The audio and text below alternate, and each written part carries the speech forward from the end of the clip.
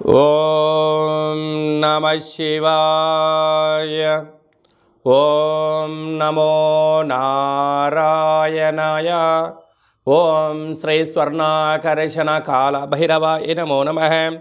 ఓం కాళకాలాయ విద్మహే కాళాతీతాయ ధీమహి తన్నో శ్రీ నరదృష్టి నివారణ కాల భైరవ దేవతాభ్యో నమో నమః.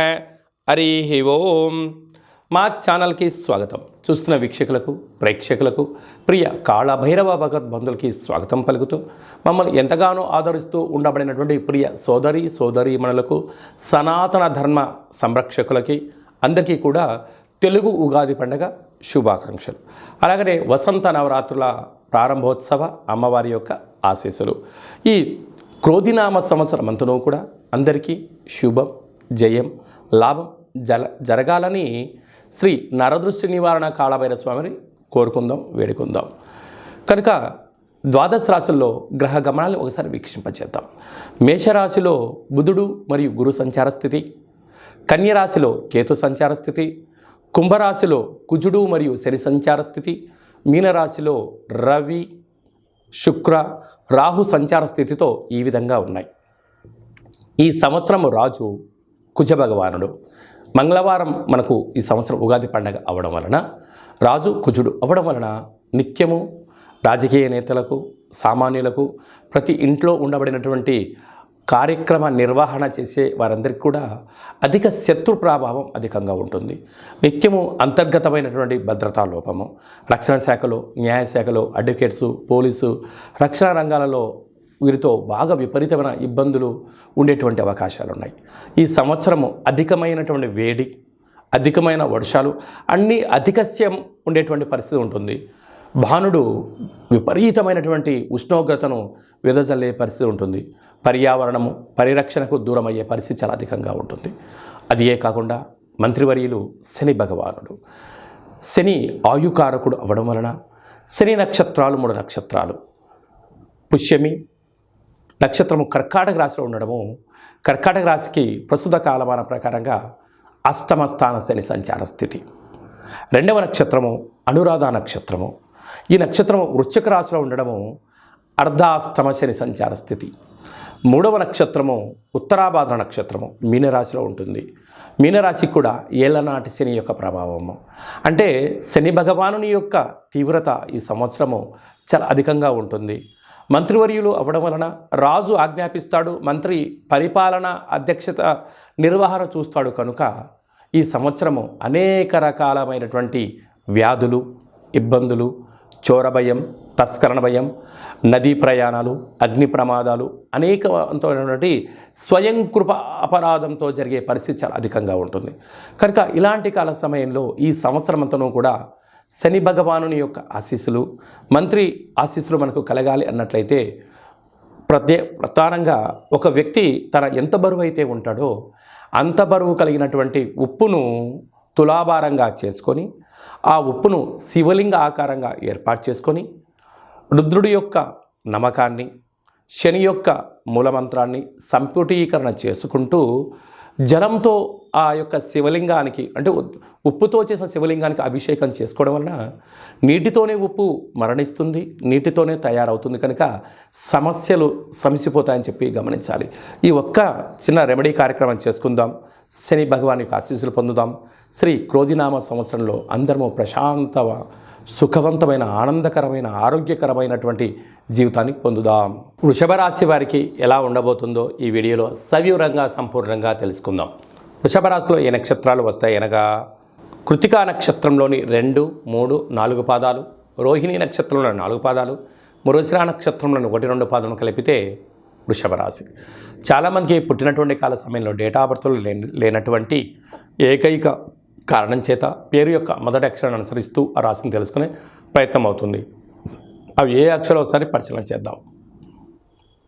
ఈ, ఉ, ఏ, ఓ, వా, వి, ఉ, వే, ఓ అక్షరాల వారందరూ వృషభ రాశి జాతకులే.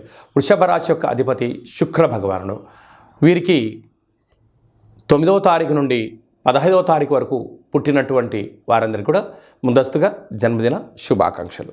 గతంలో వివాహం చేసుకున్న వారికి వివాహ వార్షికోత్సవ శుభాకాంక్షలు. వీరికి పంచమ స్థానంలో కేతువు, రాజ్యస్థానంలో కుజుడు మరియు శని సంచార స్థితి, లాభస్థానంలో రవి శుక్ర రాహు సంచార స్థితి, వ్యయంలో బుధుడు గురు సంచార స్థితి ఉండడం వలన వృత్తులలో, ఉద్యోగాల్లో, అలాగే కిరాణం షాపులు, అలాగనే వ్యాపార సంస్థలు నడిపించేటువంటి వారందరూ కూడా సాఫ్ట్వేర్, హార్డ్వేర్, వస్త్ర వ్యాపారాలు, స్వర్ణకారిత వ్యాపారాలు చేసేటువంటి వారందరూ కూడా ఎంతో జాగ్రత్త అవసరం. ఎందుకనగా వ్యయంలో గురువు బుధుడు సంచారం చేయడం వలన అప్పుడే యోగము, అప్పుడే విచారము, అప్పుడే కొత్త ఆలోచన అన్నీ వెంట వెంట జరుగుతూ ఉంటుంది. కనుక అనేక రకాలైన సమస్యలు పొంచి ఉంటున్నాయి. ఇలాంటి కాల సమయంలో వ్యయంలో గురు సంచార స్థితి ఉన్నప్పుడు అలాంటి దోష నివృత్తి కోసము వీలైనంత వరకు మౌనం, ధ్యానం, ఆధ్యాత్మికత, అదే కాకుండా కూడా పశువులతో, పక్షులతో, పంచభూతాలతో, ప్రకృతితో మమేకం మీరు అవ్వగలిగినట్లయితే అన్నింటా విజయం మీ సొంతం అవుతుంది. కనుక వీలైనంత వరకు ఈ సంవత్సరము మీరు కళౌ వెంకటనాయక అన్నట్టుగా వెంకటేశ్వర స్వామిని స్మరించడం, ధ్యానించడం, కాళభైరవ స్వామి యొక్క కూష్మాండ దీపాన్ని పెట్టుకోవడం వలన మీకంతా శుభమే కలుగుతుందని చెప్పి గమనించాలి. ఈ సంవత్సరము ఇంకనూ మనం విజయం సాధించగలగాలి అన్నట్లయితే రాజు కుజుడు అవ్వడం వలన మనకు వీలైనంత వరకు ఒక్కొక్క నెలలో 4 మంగళవారాలు ఉంటాయి. అలాగా సంవత్సరానికి 52 మంగళవారాలు మనకు వస్తాయి. కనుక వీలైనంత వరకు మంగళవారం ఉదయం 6 నుండి 7 గంటల వరకు కుజహోర జరుగుతూ ఉంటుంది. అలాంటి కాల సమయంలో మౌనం, కుజుడికి మంత్రం ఆరాధన చేయడం వలన, ఎరుపు బొత్తులతో దీపం వెలిగించడం వలన మనకు యోగదాయకం అని చెప్పి గమనించాలి. అలాగా రుణ సమస్యలు, రోగ సమస్యలు, కోర్టు సమస్యలు, అలాగే రక్షణ శాఖతో నిత్యము వాహన ప్రమాదాలు లాంటివి జరుగుతూ ఉన్నట్టయితే ఒక మంగళవారం పూట అంటే మాసంలో ఒక్కరోజు ఒక ఎరుపు క్లాతులో ఒక దోషుడు అన్నాన్ని వండి అందులో పోసి, ఒక దోషుడు కుంకుమను పోసి ఎర్రగా ముద్ద కట్టి వాటిపైన 7 ఎర్రటి ఒత్తులు వెలిగించి దిష్టి తీసి ప్రవహించే నీటిలో కానీ తెల్ల జిల్లెడు వృక్షం మొదల్లో వేయడం వలన అంగారకుడి యొక్క ఆశీస్సులు కలిగి రుణ సమస్యలు, రోగ సమస్యలు, కుజ సమస్యలు, సంతానం లేని సమస్యలు తొలగి అన్నింటా విజయం కలిగి అంగారకుడి యొక్క ఆశీస్సులు ఉంటాయని చెప్పి గమనించాలి. ఇంకను కలియుగ కాలంలో కళౌ వెంకటేశ్వర అన్నట్లుగా ఈ ఏడాదిలో ఒక్కసారైనా వెంకటేశ్వర స్వామిని స్మరించండి, ధ్యానించండి. అలాగనే కాళభైరవ స్వామి యొక్క మంత్రాన్ని, కాళభైరవ స్వామి యొక్క కూష్మాండ దీపాన్ని, కాళభైరవ స్వామి యొక్క అక్షయ పాత్రను, అలాగనే కాళభైరవ స్వామి యొక్క డాలర్ని మెడలో ధరించడం వల్ల కాలం మీకు అనుకూలంగా ఉంటుందని చెప్పి గమనించాలి. ఈ యొక్క పాత్ర అక్షయ పాత్ర అంటారు. అక్షయము అనగా నశించబడినటువంటిది. ఈ యొక్క పాత్ర కంచు పాత్ర. ఈ యొక్క కంచు పాత్రతో మనం ఎలాంటి శబ్దాలను సృష్టించవచ్చో ఒకసారి తెలుసుకుందాం.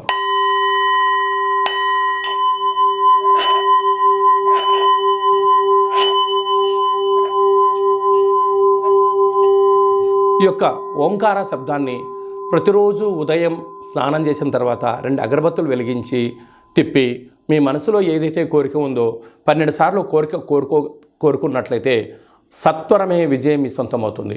ఇంట్లో ఉండబడినటువంటి నరదృష్టి తొలగిపోవడం, ఇంట్లో ఉండబడిన జ్యేష్ఠాదేవి బయటికి వెళ్ళడం, బయట గ్రామంలో సంచరిస్తూ ఉండబడినటువంటి ధనలక్ష్మీదేవి గళ్ళు గళ్ళు అంటూ మన ఇంటికి వస్తూ సిరుల సంపదకు మనమే కేంద్ర బిందులు అవుతామని చెప్పి గమనించాలి.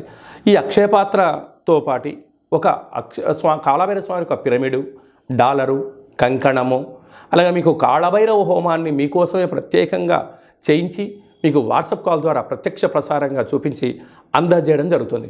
కనుక అక్షయపాత్రను సొంతం చేసుకుందాం. సకల భూత ప్రేత పిచాచ బ్రహ్మర యక్షర యమదూత శాకిని డాకిని గ్రహ దోషాలను తొలగించుకుందాం. తంత్ర ప్రయోగాలకు దూరంగా ఉందాం. ఐశ్వర్యానికి స్వాగతం పలుకుతాం. అదే కాకుండా ఇంకనూ మనం విజయం సాధించగలగాలి అన్నట్లయితే మన యొక్క దేవాలయంలో నిత్యము 4 మంగళవారాలు, 4 శనివారాలు, అష్టమి, పూర్ణిమ, బహుళాష్టమి, అమావాస్య తిథులందున కాళభైరవ హోమం జరుగుతూ ఉంటుంది. కనుక ఆసక్తి గలవారు ఈ కిందనేమని సంప్రదించి మీరు అక్షయపాత్రను సొంతం చేసుకోగలరు. కాళభైరవ పూజా కార్యక్రమంలో కూడా పాల్గొన్నారు. మీ వ్యక్తిగత జాతకం తెలుసుకోవాలనుకుంటున్నారా? మీ పేరు, పుట్టినటువంటి తేదీ, నెల, సంవత్సరం, సమయాన్ని వ్రాసి మీరు పంపించగలిగినట్లయితే 100 సంవత్సరాల జాతకాన్ని సంపూర్ణంగా వ్రాసి పంపించి మీరు పుట్టినప్పుడు గ్రహ గమనాలు ఎలా ఉన్నాయి, ప్రస్తుతం ఎలా ఉన్నాయి, రాబోయే కాలంలో ఎలా ఉండబోతున్నాయో సవివరంగా సంపూర్ణంగా మీకు తెలియజేయడం జరుగుతుంది. అలాగనే చాలామందికి డేట్ ఆఫ్ బర్త్లు లేనటువంటి కారణం వలన మీ పేరు యొక్క మొదటి అక్షరాన్ని అనుసరిస్తూ అలాగనే మీ యొక్క ముఖ కవళికలకు ఫోటో పంపించగలిగినట్లయితే మీ కుడి చేయిని ఎడమ చేయిని ఫోటో తీసి పంపించినట్లయితే హస్త సాముద్రికం ద్వారా కాళభైరవ ఉపాసన చేత రమణ శాస్త్రం ద్వారా గవ్వలు వేసి భూత భవిష్యత్ వర్తమానాన్ని తెలియజేయడం జరుగుతుంది. ఆధ్యాత్మికమైన సలహాలు సూచనలు ఇస్తూ మీరు అన్నింటా విజయం సాధించేంత వరకు మన యొక్క కాళభైరవ స్వామి యొక్క దేవాలయంలో నిత్యము మీ గోత్రనామాలతో అర్చన అభిషేక హోమ కార్యక్రమాలు చేయించడం జరుగుతుంది. కనుక ఆసక్తి గలవారు ఈ కింది నెంబర్ని సంప్రదించి వాట్సాప్ ద్వారా కానీ ఆన్లైన్ ద్వారా కానీ ఆఫ్లైన్ కానీ సంప్రదించి అపాయింట్మెంట్ తీసుకొని సంప్రదించగలరు. అలాగనే మీ అబ్బాయికి కానీ మీ అమ్మాయికి కానీ ఎంత ప్రయత్నం చేసినా వివాహం కుదుట పడట్లేదా, అనుకున్న సంబంధం రావడం లేదా అనుకున్న పరిస్థితుల్లో అబ్బాయి యొక్క జాతకంలో ఎలాంటి యోగాలు ఉన్నాయి, ఎలాంటి దోషాలు ఉన్నాయి, ఎలాంటి అమ్మాయిని కానీ ఎలాంటి అబ్బాయిని తెచ్చుకోవడం వల్ల యోగాలు కలుగుతున్నాయో మీకు సవివరంగా గ్రహమైత్రి జాతి ఆ యొక్క పాదాలను సవివరంగా కూడా తెలియజేయడం జరుగుతుంది. అలాగే తరచూ భార్యాభర్తలు ఇంట్లో గొడవ పడుతున్నారా, ఎందుకు గొడవ పడుతున్నారు, వారి యొక్క పేరులో ఏమైనా స్వల్పమైన మార్పులు చేయాలా, అలా తినే ఆహారంలో కానీ వేసుకునే వస్త్రాల్లో కానీ ఇంట్లో స్వల్పమైనటువంటి మంత్ర సాధన వల్ల చేయడం వలన ఆ భార్యాభర్తలు పార్వతీ పరమేశ్వరుల రూపంగా ఆ జన్మాంతము ఆయురారోగ్యాలు ఉండడానికి సలహాలు సూచనలు కూడా ఇవ్వడం జరుగుతుంది. మీకు అబ్బాయి కానీ అమ్మాయి కానీ పుట్టినట్టయితే వారి యొక్క పేర్లు తిథి ప్రకారంగా, వారం ప్రకారంగా, నక్షత్ర ప్రకారంగా ఎలాంటి ఆధ్యాత్మిక నామాలు పెట్టుకోవాలో కూడా మీకు తెలియజేయడం జరుగుతుంది. అందరికీ ఈ క్రోధినామ సంవత్సరంలో సర్వత్రా శుభం జయం లాభం జరగాలని కోరుకుంటూ ఆశీర్వచనం.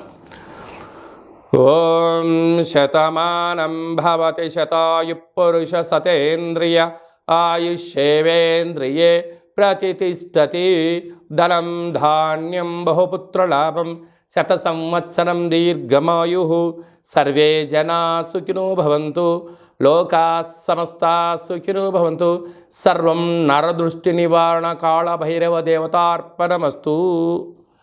ఈ వీడియో మీకు నచ్చినట్టయితే లైక్ చేయండి, షేర్ చేయండి, మా ఛానల్ని సబ్స్క్రైబ్ చేసుకోండి.